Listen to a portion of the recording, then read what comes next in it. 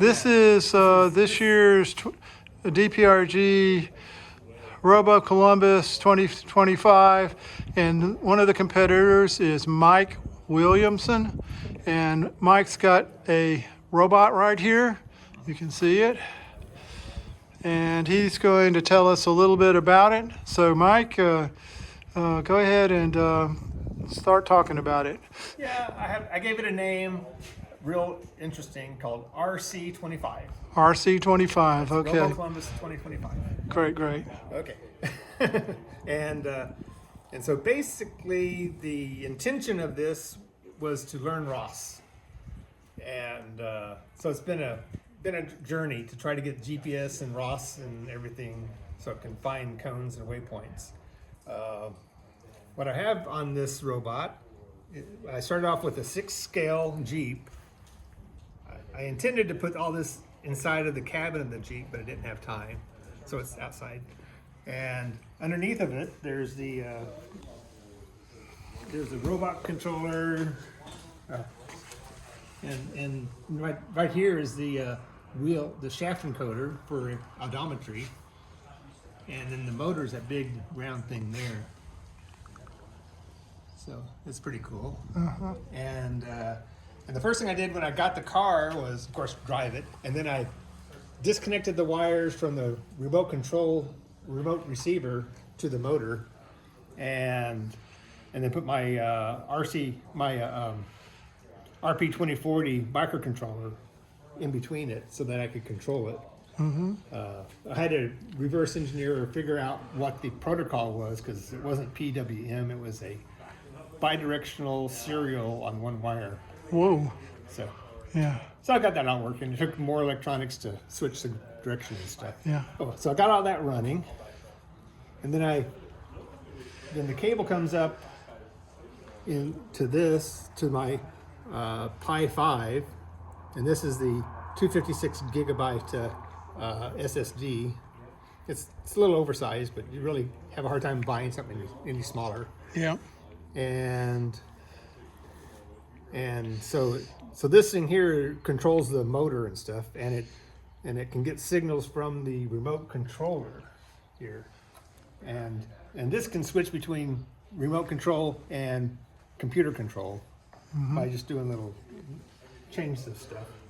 But I'm using this because I needed to have a button to start it, and I didn't have time to program a button on there to do it, and I didn't want to spend that time. So I'm going to be using this today, and it has a kill switch and a start button. And I can control it any time with this. Yeah. So back to here.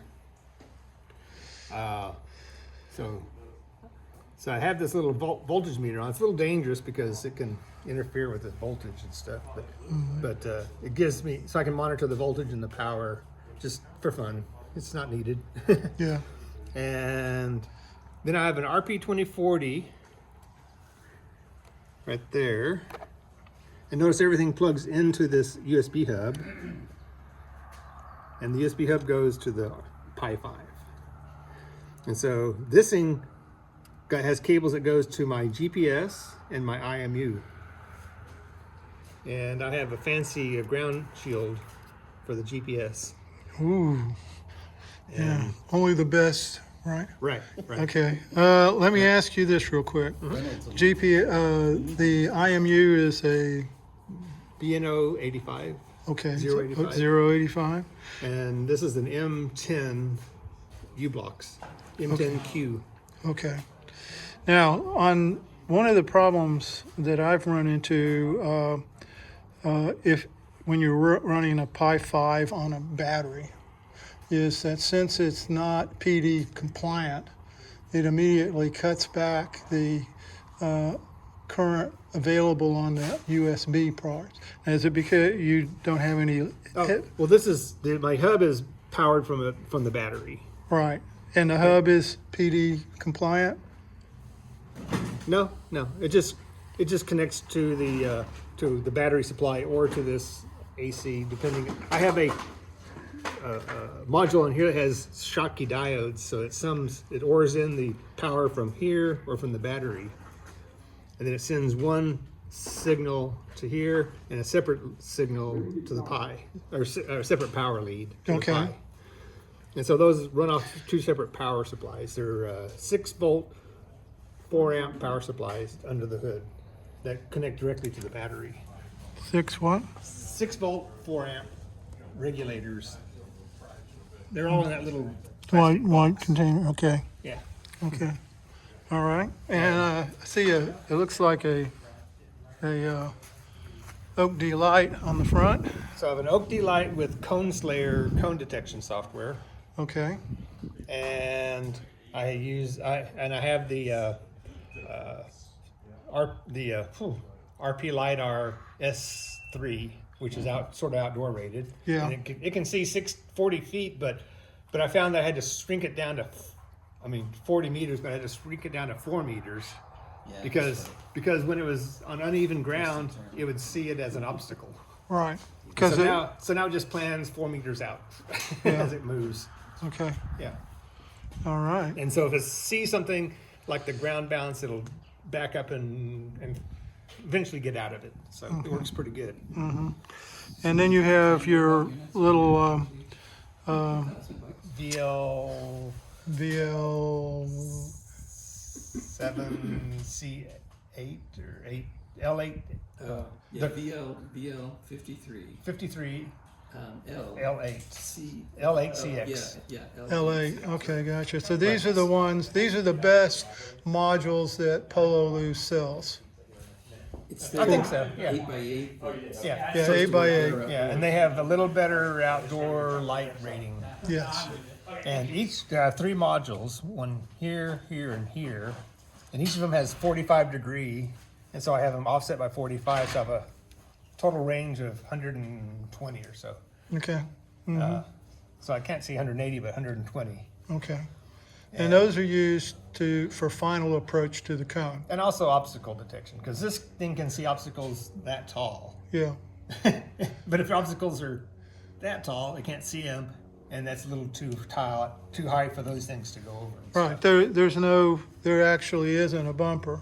Right. So, So I use well, this there's a for- bumper, but it's only for It's just a bumper. Bumper. And then this thing measures the distance so that when it gets close to a cone, it'll stop. And sometimes sometimes it touches the cone real good, and sometimes it's a few millimeters off. Here you can see the motor and the gearbox better. And there's the those are his buck converters in there, right? They're inside there, the box. Huh? In the white side of the white box. Yeah. Okay. They're inside the white box with the RP2040 to control the engine. Now the two 3S batteries, are they in series Parallel. or parallel? Okay, Yeah. so they're in parallel. Okay. And it gives me the ability to hot swap them, so I can pull a battery off and put another battery on without powering it down. Okay. Well, that's cool. All right. And so my time of flight sensors, these are an 8x8 array, so I have a nice big, I can see a lot of stuff. Yeah. I gotta ignore a lot of them because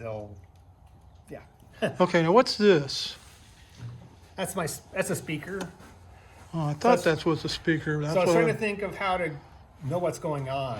I was like, I put a screen on there, so now it just speaks to me. It just tells me what it's doing, so I Okay. can listen to it and figure it out. It's pretty cool too. Okay. And my time of flight sensors are controlled by this module. Oh, wait a minute. Hold on a second. Oh. I didn't realize there's also time of flight on the back. Yeah. So he has on the front and the back. Okay. Right. Now let's go over here. Now is this a custom PCB? It's just a breadboard. Yeah. Okay. If stuff has 0.1 inch centers, I'm happy. Okay. So what's on there? I see. Oh, these are I2C. So that's a RP2040 Yeah. with a USB connection. And then since I have long cables, I had to put a USB buffer for both front and the back. And the front and back are on different I2C buses. Okay. And what are the little stand-up boards? Oh, those are regulators for the time of flight sensors. Because it's Okay. too much draw to get 3 volts out of the regulator inside the RP2040 board. So each front and back has its own little regulator. I think they're 1 amp. Okay, but it looks like you only have power coming into the USB 32. So how do they? They're connected to the 5 volts from the USB, and then Oh, regulating okay, I got regulating you. it down to 3 volts. Okay. There's one for the front, one for the back, and a buffer for the front, buffer for the back, Okay. Okay. and And the GL Link, or that's a hub. I mean a router. that's my router. So I have Wi-Fi connection. I don't need Wi-Fi connection for the run, but just configure it and debug and develop. And so this hooks up to the internet through a house network or a Yeah. phone for internet connection, and then it has its own local one just for This area. just local stuff like my control software for my computer. Yeah. And I guess the Pi also is connected to this. Oh yeah, the Pi's connected to it. Yeah. Yeah. So I got usually a Pi and a computer, so the Pi and the computer can talk to each other, but it also gives me the internet so I can Okay. develop. Okay. Yeah. All right. That's very clean and a really nice and interesting solution. Very, very refined. Okay, Mike. So like I said, I wanted to put it inside of my Jeep, but I didn't have time. Yeah, you want it to look less roboty Yeah. and more RC6 looking.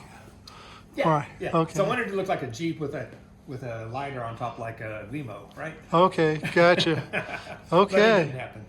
all right. Next year. Yeah. Okay, that sounds great. Thanks.